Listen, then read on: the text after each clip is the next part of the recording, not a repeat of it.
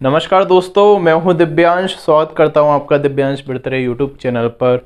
Cut off analyse करने में और मुझे थोड़ा समय लग गया था क्योंकि मेरा मेडिकल था इंदौर के अंदर कस्टम्स में। आपको पता है ग्रेड सी पर मैं सेलेक्टेड हूं, तो उस वजह से मेरा रूटीन बन नहीं पाया और मुझे समय के अभाव के चलते मैं लेट हो चुका हूं। और आई नो आपने कट ऑफ देख लिए होंगे, काफ़ी चैनल्स ने डाले हुए हैं, तो उनके कट ऑफ बहुत ही एक्यूरेट हैं। मैंने भी उनको स्टडी किया था, तो लगभग सभी ने अपनी सुविधा के अनुसार और एनालिसिस के तौर पर बिल्कुल सही अप्रोक्सीमेट किया है। थोड़ा थोड़ा वेरी हर एक किसी के एनालिसिस में हुआ है क्योंकि सभी का जो डेटा है अलग अलग प्रकार से आया हुआ है। ठीक है, तो ये मेरे चैनल के स्टूडेंट्स के लिए था और जो मतलब कि मुझसे बोल भी रहे थे कि सर आप भी लेके आओ। हालांकि आपने देख लिया होगा, तो देखिए ये इतना मायने नहीं करता।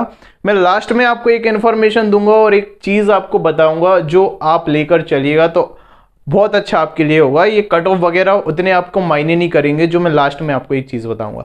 तो जो मैंने एनालाइज किया, ठीक है, 2018, 2019, 2017 इन सभी को लेकर के मैंने यहाँ पर एनालिसिस किया है। और जो मुझे फीडबैक मिला, जितनी भी कैंडिडेट्स के जितने मार्क्स आए थे उनके अकॉर्डिंग मैं बना रहा हूँ। ठीक है, कोई ऑफिशियल नहीं है। ठीक है, ये केवल फीडबैक के आधार पर है और मैंने जो एग्जाम देखे हैं उसके आधार पर है। तो अभी मैं बात करता हूं कि एग्जाम के क्या सिचुएशन रहा था इस बार। देखिए, एग्जाम में इंग्लिश बहुत इजी थी, सभी की इजी थी। कुछ कुछ शिफ्ट में हो सकता है 19-20 हो, लेकिन इंग्लिश ऑलमोस्ट सभी में इजी थी। जो चीज़ डिफिकल्ट थी वो थी रीजनिंग।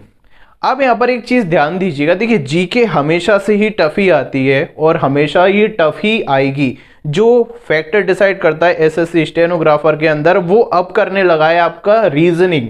तो इस बार रीजनिंग की वजह से स्कोर काफ़ी डाउन चला गया। नहीं तो अगर आप देखें तो एग्जाम 2019 का भी अच्छा खासा आया हुआ था, अच्छे लेवल का आया हुआ था, लेकिन वहाँ पर स्टूडेंट्स का स्कोर बहुत अच्छा रहा था अगर हम कंपेयर करें इस बार के एग्जाम में। ठीक है, तो इस बार काफ़ी चीज़ें भी बदली हुई हैं, वैकेंसी ज़्यादा हैं, लगभग दुगनी वैकेंसी आप मान सकते हो, इतनी वैकेंसी आई हुई है।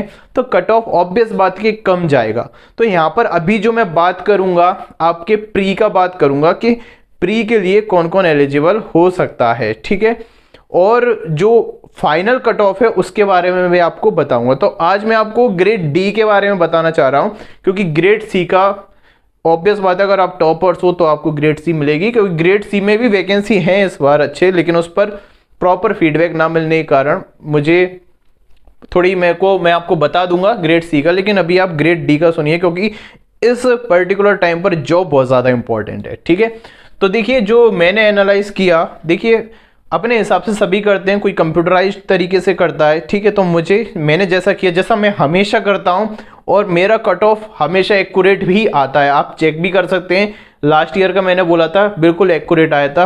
अभी जो मैं बोल रहा हूं तो देखो अंतर हो सकता है, लेकिन जिस प्रकार से मैंने लास्ट टाइम पर एनालाइज किया था उसी तरीके से मैं यहाँ पर एनालाइज कर रहा हूँ। और किसी की कॉपी मैंने नहीं की और ना मैं कॉपी करना चाहता। जैसा मैं नेचुरल हूँ वैसे ही मैं आपको बताऊंगा। तो देखिए मेरे एनालिसिस के अकॉर्डिंग ग्रेड डी का जो प्री का कट ऑफ आपका रहेगा 130 से 135 के बीच में रहेगा। मतलब कि हो सकता है 130 हो, 131 हो। ठीक है, तो इनके बीच में रहेगा आपका यूआर का कट ऑफ। ठीक है, वहीं बात करूं ओबीसी की तो 127 से 132 के बीच में आप ओबीसी का कट ऑफ को मान लीजिएगा। ठीक है, और ईडब्ल्यूएस की बात करूं, ईडब्ल्यूएस की तो 112 से 117 के बीच में ये वेरी करेगा, इसका जो कट ऑफ रहेगा। एससी के लिए 110 से 115 के बीच में कट ऑफ रहेगा। एसटी का रहेगा 98 से 103 के बीच में। ओएच काफी बोलते थे सर ओएच का हम नहीं बताते, तो देखिए ओएच का 67 से 72 के बीच में, और वीएच का 60 प्लस, यानी कि 60 मार्क्स आपके हैं, 59 है, तो इजीली आपका इन लोगों का हो जाएगा। अब यहाँ पर बहुत से लोग बात करते हैं कि सर अटेंडेंस इतनी रही है, आप इतना कैसे बोल सकते हो। जैसे मैंने देखा है कि अगर मैं इसको कम आपको बताता हूँ, जैसे कि कई चैनल पर 118 भी जनरल का कट ऑफ, 120 भी बताया हुआ है भाई। ठीक है, वो पता नहीं किस हिसाब से बताया हुआ है, लेकिन मेरा जो रहता है तो देखो मैं सच बात करूंगा, ज़्यादा जाएगा तो जाएगा, ऑब्वियस बात है, पहले से तो कम है। वैकेंसी के अकॉर्डिंग मैं यहाँ पर बात करता हूँ। अगर मैं आपको झूठा कुछ बोल के और कम करके बताऊंगा तो आपको ऑब्वियस बात है अच्छा लगेगा, आपकी फेवरेबल पोजीशन होगी, लेकिन नहीं, उससे आपका लॉन्ग टर्म में कोई फ़ायदा नहीं है, आपका टाइम ही खराब होगा। अब जैसे कि यहाँ पर आप देखें टोटल अटेंडेंस कितनी थी 1.12 लाख, मतलब कि 1,12,000 के अप्रोक्स अटेंडेंस आई थी, इतने लोगों ने एग्जाम दिया था। ठीक है, फॉर्म अप्रोक्सीमेट भरा था 5-5.5 लाख लोगों ने भरा था, लेकिन 20% के साथ इतने लोग उपस्थित हुए थे। तो आप यहाँ पर ध्यान दीजिएगा, जिसने भी एग्जाम दिया था ना, ऑब्वियस बात है वो पढ़ने वाले लोग थे, क्योंकि फॉर्म मैंने आपको एक बार बताया था कि फॉर्म तो लोग सिगरेट पीते हुए चले जाते हैं फॉर्म भरने के लिए। मेरा भी एक दोस्त था, वो भी मेरे साथ गया था कि चलो भाई कहीं मैं फॉर्म भर देता हूं, तो बढ़िया सिगरेट पी के वो गया था फॉर्म भरने के लिए, लेकिन वो एग्जाम देने के लिए नहीं गया था। तो वैसे वो कंपटीशन से आउट था। अगर वो एग्जाम भी दे देता तब भी वो कंपटीशन से आउट था। तो जो उन्होंने एग्जाम नहीं दिए तो उनके लिए पढ़ाई मैटर ही नहीं करती, जॉब मैटर ही नहीं करती। मैटर किन लोगों के लिए करती है? इन लोगों ने जिन्होंने एग्जाम दिया था, जो सीरियस थे उनको। अगर ये 2 लाख भी अगर हो जाते तो इनमें से कुछ लोग वही होते जो सिगरेट पी के फॉर्म भर के आते हैं और जिनको कोई भी इंटरेस्ट नहीं होता जॉब लेने के अंदर। ठीक है, तो ये चीज थी। यहां पर देखिए आप, वैकेंसी पहले से इंक्रीज हुई है। यहां पर अगर आप देखोगे 2019 में 442 थी ग्रेड डी की वैकेंसी। कितनी थी? 442 थी। तब लगभग 12 गुना उन्होंने संख्या ली थी यहां पर। तो आप ये देखिएगा 442 से 757 लगभग, मतलब कि 1.8 समथिंग गुना है वैकेंसी पहले से। ठीक है, तो इसमें जो 7,792 लोग लिए थे ग्रेड डी के अंदर, तो इस बार 14,000 के समथिंग लिए जाएंगे, सिलेक्ट किए जाएंगे। तो उस हिसाब से कट ऑफ क्या हो जाएगा? कम हो जा रहा है पिछली बार की तुलना में। ठीक है, स्कोर सभी का लगभग आता है सेम सा, और इसमें बहुत ज़्यादा लोग वेरी कर रहे हैं 130 से 140 के बीच में काफ़ी लोगों के मार्क्स हैं जनरल के अंदर। तो उसको देखते हुए ये कट ऑफ मेरे अकॉर्डिंग जो मैंने आपको बताया है ये रहेगा। और अगर देखिए बात भी कही जा रही है कि वैकेंसी बढ़ेंगी, अगर वैकेंसी इंक्रीज होती है ना तो ये कम हो जाएगा ऑटोमेटिकली। ठीक है, क्योंकि वैकेंसी ज़्यादा होंगी, फिर सिलेक्ट ज़्यादा बच्चे करेंगे तो कम नंबर से नीचे उठाएंगे, तो यहां पर भी इनका कट ऑफ भी रिड्यूस होगा, 100% होगा। ठीक है, तो ये तो बात हो गई प्री की, है ना। अब बात करते हैं फाइनल सिलेक्शन, मतलब जिनको मैं बोलूंगा कि आप आंख बंद करके डिक्टेशन लिखना चालू कर सकते हैं।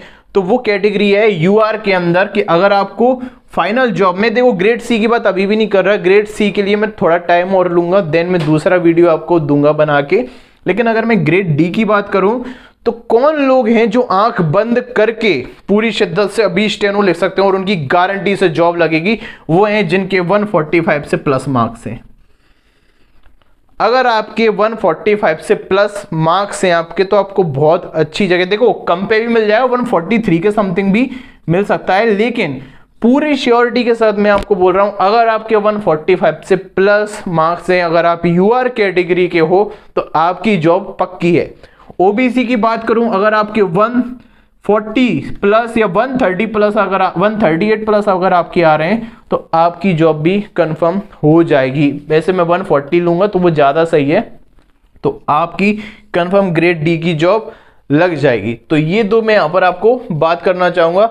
और देखिए ईडब्ल्यूएस की भी अगर मैं बात करूँ, ईडब्ल्यूएस की, तो अगर आपके 130 प्लस हैं अगर आपके मार्क्स, तो आपको ईडब्ल्यूएस से भी सफलता हाथ में आपके मिल जाएगी।